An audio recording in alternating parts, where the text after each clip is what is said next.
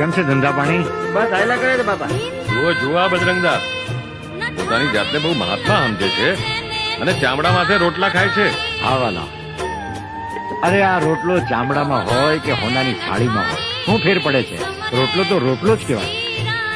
આ ચામડાની મઢુલીમાં મારા રામે એક જ્યોત પ્રગટાવી છે, એને ઓળખો મારા વાલા.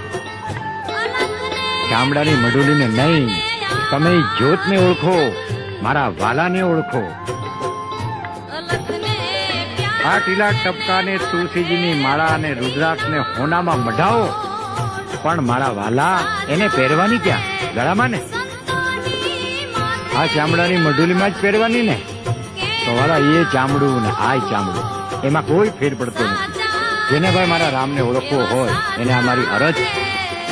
બાકી હું નથી કહેતો કે તમને કે તમે હું ખાવ એમ તમે ખાઓ. વાલા આ મારી અરજ છે.